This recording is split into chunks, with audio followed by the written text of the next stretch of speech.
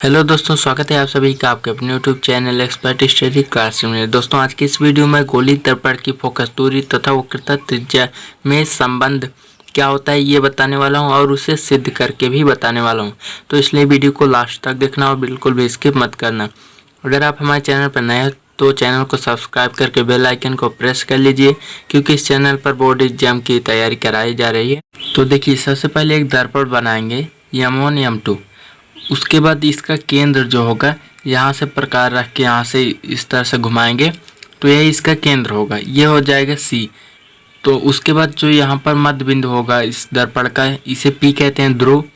और ध्रुव और वक्रता केंद्र के बीच की जो दूरी होती है, उसके जो मध्य बिंदु होता है उसे फोकस कहते हैं या मुख्य फोकस। तो इसे कैपिटल F से लिखेंगे। और देखिए, यहाँ पर कोई एक वस्तु रखी गई है B। यहाँ से प्रकाश जब आता है तो प्रकाश यहाँ से दर्पण से टकराने के पश्चात ये सीधे से निकल जाता है यहाँ से फोकस से, ठीक है, फोकस से। तो देखिए, ये जो दर्पण बना है हमारा, ये अवतल दर्पण है। तो देखिए, थ्योरी में आपको यही लिखना है कि माना M1 M2 एक अवतल दर्पण है जिसका ध्रुव P, वक्रता केंद्र C तथा फोकस F है।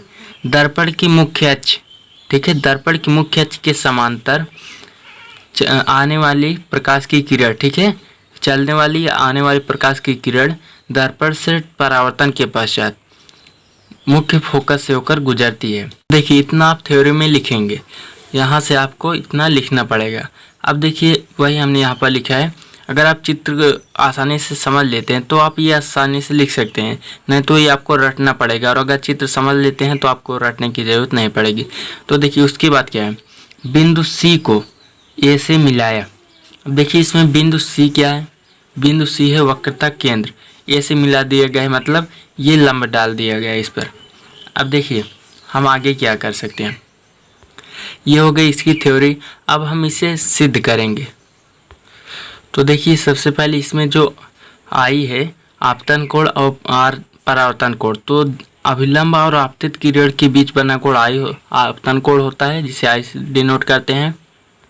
और परावर्तित किरण और अभिलंब के बीच बना कोण परावर्तन कोण होता है, स्मॉल r। तो वही हमने लिखा है। अब देखिए, यहाँ से हम सिद्ध करेंगे। सबसे पहले यहाँ पर लिखेंगे चित्र से, चित्र से। तो देखिए, चित्र में आप क्या देख सकते हैं कि यहाँ पर कोण I और कोण R बराबर होता है। क्यों? देखिए, कोण I इज इक्वल टू कोण स्मॉल r, ठीक है। ये क्यों होता है? ये होता है परावर्तन के नियम से।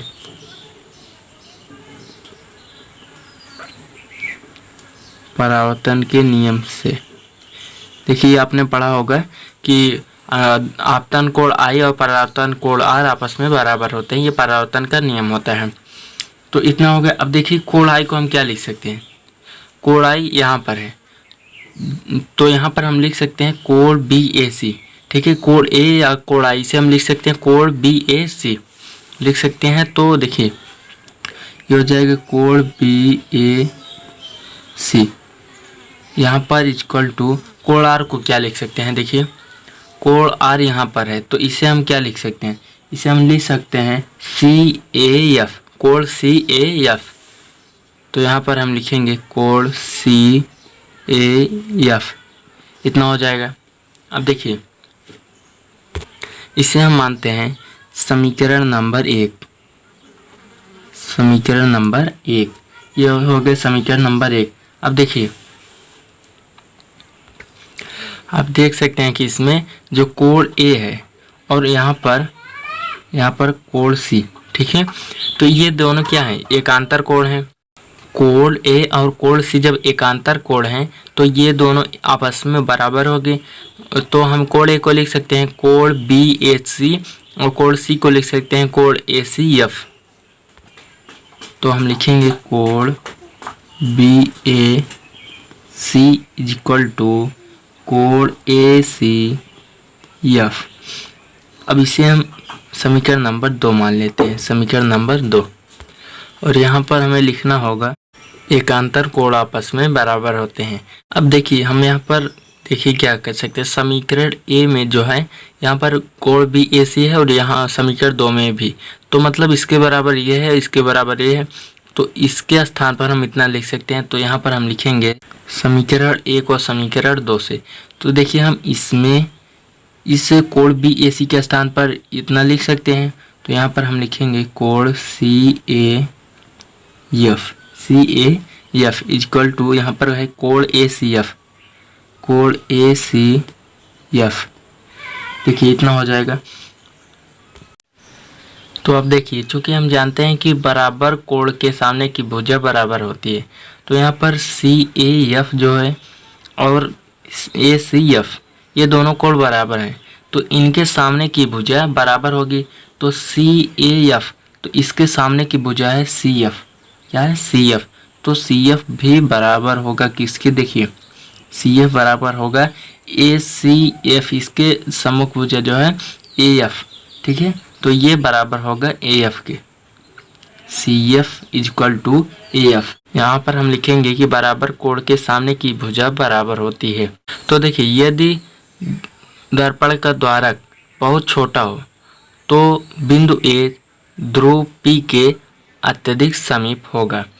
तो इस स्थिति में हम देखिए पी के स्थान पर ए और ए के स्थान पर पी का हम उपयोग कर सकते हैं। तो अब देखिए यदि बिंदु ए दर्पण के ध्रुव पी के समीप हो, अत्यधिक समीप हो, तो ए एफ बराबर हो जाएगा ए एफ बराबर एफ पी। देखिए ए अगर पी के नज़दीक होगा तो ए एफ बराबर एफ पी लिख सकते हैं। तो वही हमने यहाँ पर लिखा ए एफ बराबर एफ पी। और देखिए अब यहाँ पर ए एफ बराबर एफ पी है, तो देखिए जब ए एफ बराबर एफ पी हो जाएगा तो ए एफ के स्थान पर हम एफ पी लिख सकते हैं। तो देखिए यहाँ पर हम क्या लिखेंगे, ए सी है यहाँ पर C F equal to A F के स्थान पर एफ पी। यहाँ पर सी पी को हम C F plus F P लिख सकते हैं, क्योंकि इस पूरी दूरी को C F plus F P लिखेंगे तो है हो जाएगा, ठीक है। तो इसलिए हम लिख सकते हैं C P equal to C F plus F P. तो देखिए सी पी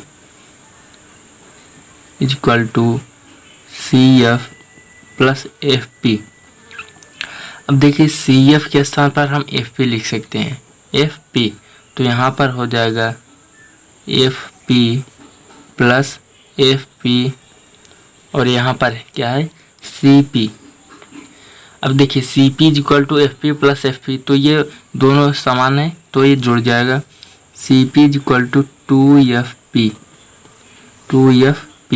अब सी पी और एफ पी का हम मान रखते हैं, सी पी और एफ पी का। तो देखिए यहाँ पर सी पी जो है, सी पी इस पूरी दूरी को हम क्या लिख सकते हैं, कैपिटल आर जो कि त्रिज्या है, वक्रता त्रिज्या, और एफ पी को हम क्या लिख सकते हैं, स्मॉल एफ जो कि फोकस दूरी है।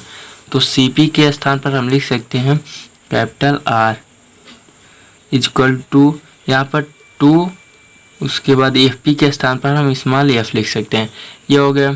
अब हम 2 को इस साइड ले आते हैं तो r अपॉन 2 इक्वल टू यहाँ पर स्मॉल एफ, इतना हो गया। अब देखिए इसको हम इस साइड लिख सकते हैं f equal to capital R by 2। ये हो गई हमारा दर्पण की फोकस दूरी और वक्रता त्रिज्या में संबंध। देखिए बहुत ही सरल तरीके से हमने आपको बताने का प्रयास किया है। तो अगर आपको वीडियो पसंद आए तो प्लीज़ वीडियो को लाइक कर दीजिए। तो मिलते हैं नेक्स्ट वीडियो में, तब तक के लिए जय हिंद।